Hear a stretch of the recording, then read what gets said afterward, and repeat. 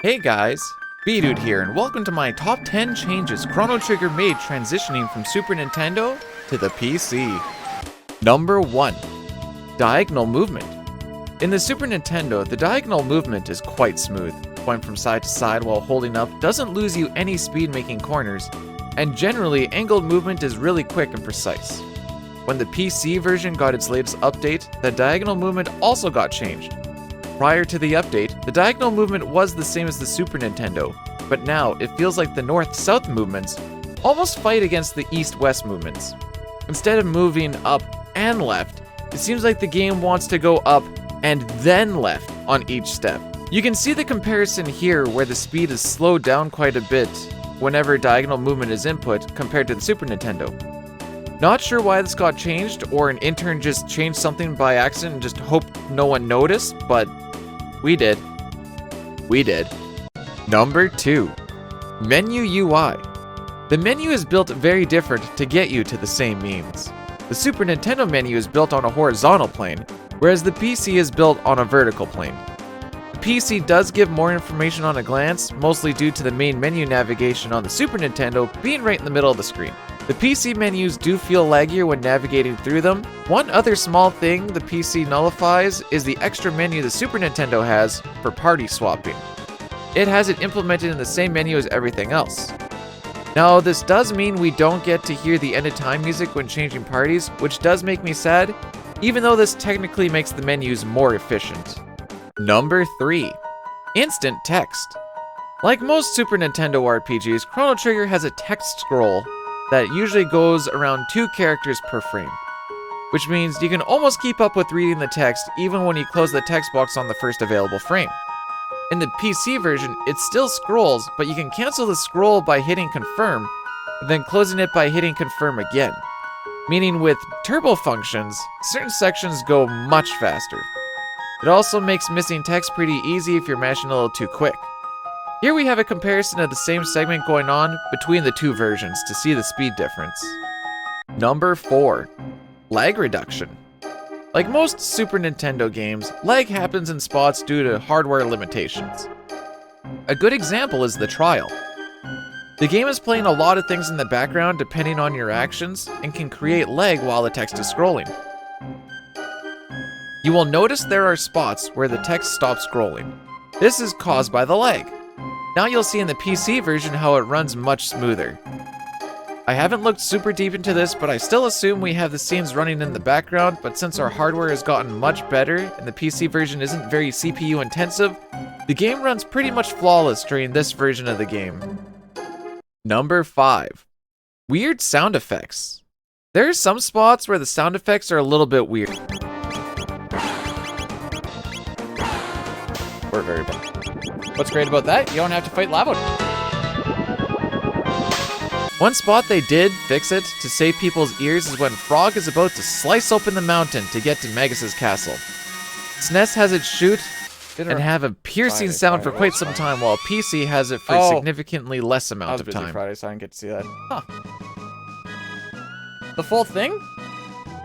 Number 6. 2-row menus.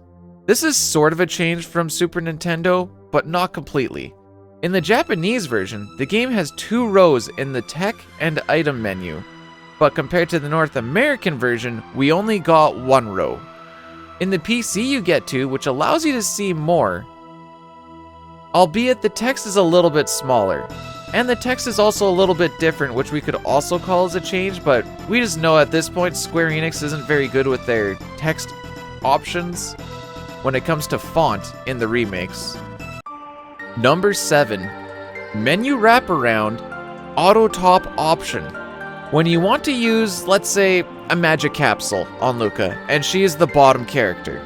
In the Super Nintendo, you can push up, and it would wrap around to the bottom character. This doesn't happen in the PC version. If you hit up, it just stays at the top. Another thing that would throw off a Super Nintendo player is when you're cycling through characters' equipment menus, using the shoulder buttons, generally you'll stay on the same type of gear. So if you're on Relic and you hit the R button to go to the next character, it will stay on Relic. In the PC version, if you're on Helm, Relic, or Body, and you hit the R or L button to go to the next character, it will always auto bring you back up to Weapon which isn't a big deal as well, but it still bothers me a little bit. Sometimes the smallest thorns can cause the biggest aches. Number 8, battle credit closing. So you know at the end of a battle, the game will show what you've gained for winning the fight. It shows you your experience, your tech points, the gold you got, and any abilities learned. In the Super Nintendo, you basically hold A and it'll cycle through them slowly, but that's the fastest you can go. In the PC version, you can either turbo function, or you can hit the auto battle button, and it will go through it at Mach frickin' chicken. Unless you know you're gonna learn spells, or you know what should be happening, it's amazingly hard to know what all happened at the end of that fight, which can lead to some pretty amazing situations in the speedruns to those who are unfamiliar with it. Number 9, naming of things. As with most remakes, a lot of things get renamed. This is either because the older versions had bad translations or names shortened due to text length limitations. Sometimes these renames can throw you off quite a bit. Number 10, auto battle. This is the biggest change between the two games, and the latest patch made it even crazier. Prior to the latest patch, auto battle just made your characters a target attack on the first available frame on the primary target.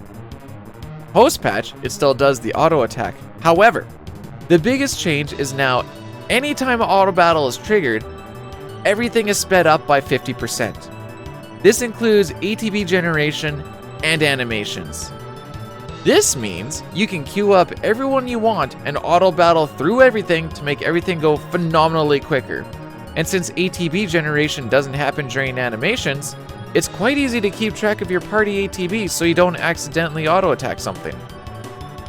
One thing you can do if you don't want a character to attack but you still want the speed up, you can sit in the tech or item menu, trigger auto battle to make the animation going off go through quicker, cancel auto battle, and then leave the menu. This is where speedrunners lately have gained a stupid amount of time in the new patch, while still sticking as close to the battle script that we have in the Super Nintendo.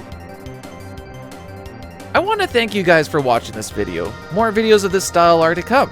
I would like to look at the differences between the Pixel remasters and the Final Fantasy series.